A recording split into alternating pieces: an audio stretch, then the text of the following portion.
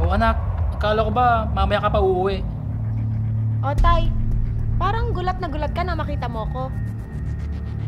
Hindi naman, Jen.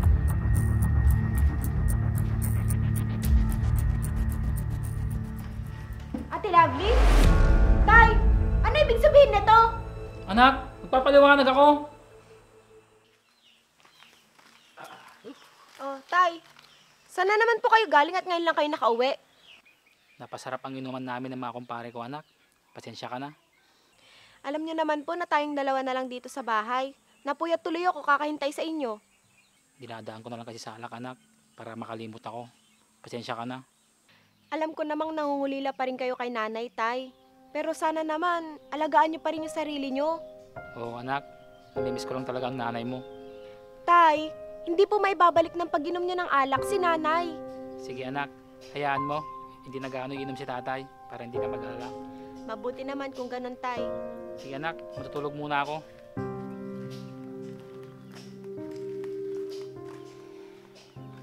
Kawawa naman si tatay. Sana matanggap na niya na wala na si nanay. Kung may magagawa lang ako para maibsan ang kalungkutan niya, gagawin ko.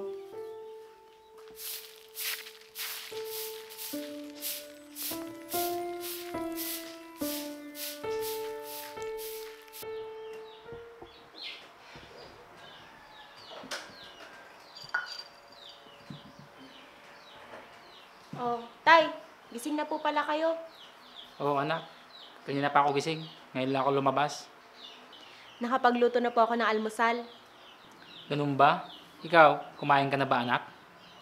Hinihintay nga po kitang magising, tay, para sabay na po tayong kumain. Sige, anak. Halika na. Sabihan tayong kumain. Sige po, tay. Tapusin ko lang po itong ginagawa ko. Sige, anak.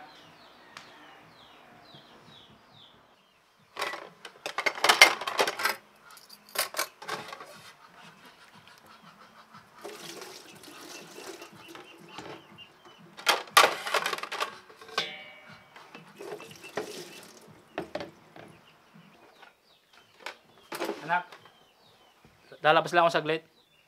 Saan po kayo pupunta, tay? Diyan lang sa may tindahan, anak. Baka iinom na naman po kayo, tay. Di ba, nangako na ako sa'yo na hindi muna ako iinom. Salamat naman kung ganun, tay. Akala ko kasi nasabi nyo lang yon dahil lasing lang kayo nung panahon na yon. Ikaw talaga, anak. Alam mong may isang salita si tatay, di ba? Opo, tay. Alam ko naman po yun. Nagbibiro lang ako. Sige, anak. Labas na ako. May papabili ka ba? Wala naman po, tay.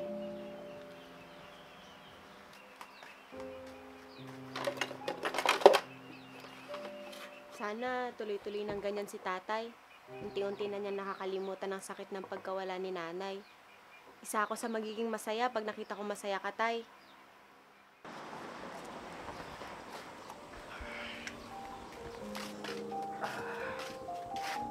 Pabili nga po. Ate, ba't saan ba tayo pupunta? Bakit sinama mo pa ako? Alam mo ba kung bakit kita sinama? Para pag inutusan kita, alam mo na kung saan ang tindahan.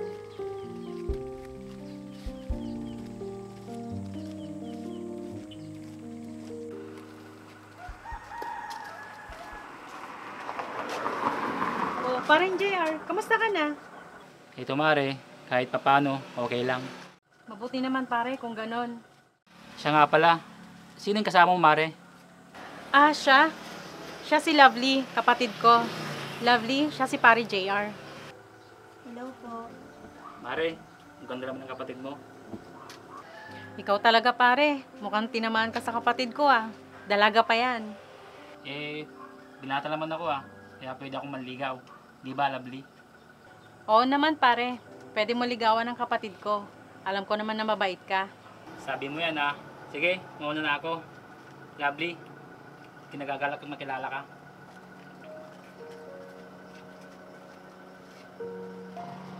Ikaw Lovely ah. Akala mo hindi kita nakita, kinikilig ka. Halata ba ate? Ngayon ko lang kasi naranasan na may nagpakilalang lalaki sa akin. Kaya pala abot tengang ngiti mo kanina. Ikaw talaga ate. Pabili po.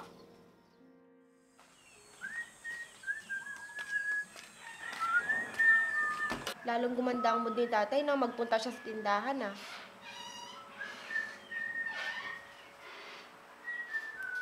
Tay! Mukhang gumanda lalo ang araw nyo ngayon ah. Ganun ba anak? Bakit? Ayaw mo ba? Siyempre gustong gusto tay. Nanibago lang po siguro ako. Sige anak, pasok lang ako sa kwarto. May kukunin lang ako. Sige tay.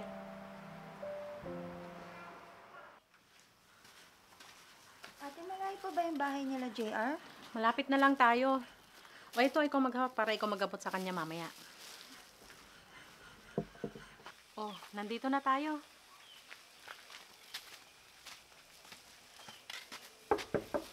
Pare JR? JR? Sandali lang po. Oh, kayo pala Ninang. Pasok po kayo.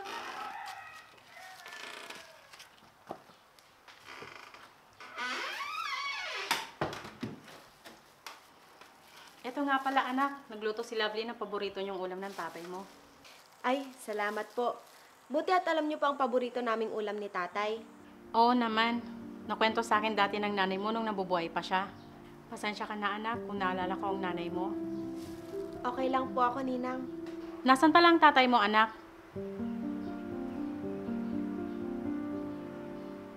Nasa kwarto po si tatay. Sandali lang po at tatawagin ko. Oh, ayan na po pala siya. Oh, Mare, Lovely, napadalaw ata kayo? Nagdala kami ng ulam para sa inyo. Nagluto kasi si Lovely. Ganun ba? Salamat, Lovely. Walang anuman, JR. O siya, sige pare. Jen, mauna na kami at kakain na rin kami.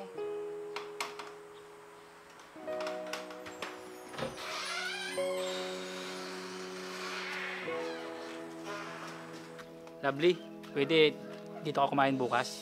Gusto ko kasi ipagluto kita. Sige, pupunta ako bukas, JR.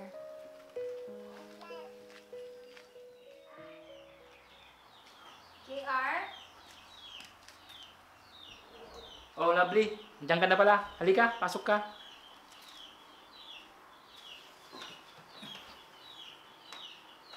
Maupo mo tayo dito. Hindi pa kasi luto yung ulam. Ganon ba? Sige, ayos lang. Hindi pa naman ako gutom. Nasaan pala si Jen? Wala siya, umalis. Kaya nga pinapunta kita dito. Bakit? Hindi ba ako pwede pumunta dito pag nandito siya? Hindi naman sa ganun. Ayoko lang munang ipaalam sa kanya Ipaalam ang alin, JR. na may gusto ako sa'yo at gusto kitang ligawan, Lovely. Ang totoo niyan, gusto din kita, JR. Talaga ba, Lovely? Oo, JR. Nung una pa lang kitang makita, gusto na kita agad. Lalo na nung sinabi ni ate na mabait ka daw, kaya maswerte yung babaeng magugustuhan mo ulit. Salamat naman kung ganon ang pagkakilala sa akin ng ate mo. Sinabi lang naman niya kung ano ka talaga, JR. Ibig sabihin ba niyan, tayo na, Lovely? Oo, JR, tayo na. Ang pakiusap ko lang sana, Lovely, huwag mo na ipaalam kay Jen yung tungkol sa atin. Naiintindihan kita, JR, kung yan yung gusto mo. Salamat kung ganon, Lovely.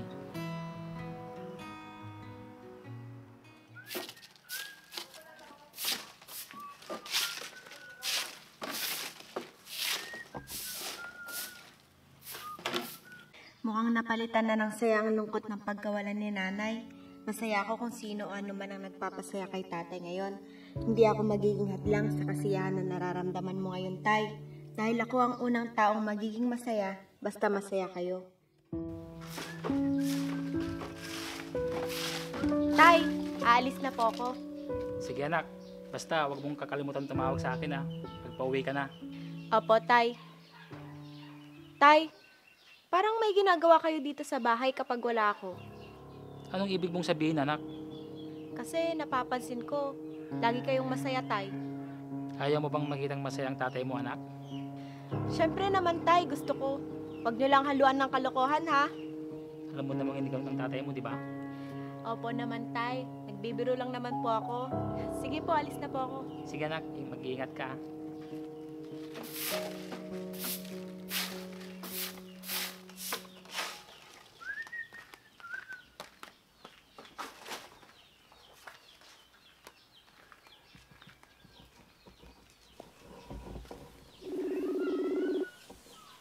Hello, Lovely.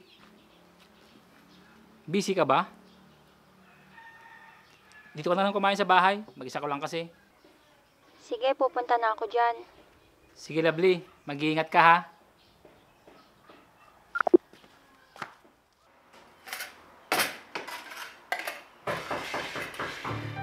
Sino kaya yun? Lovely, saglit lang ha.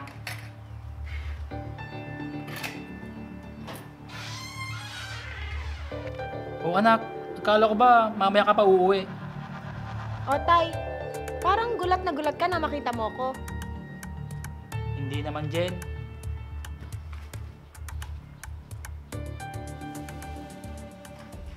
Ate Lovely? Tay, ano ibig sabihin nito? Anak, magpapaliwanag ako.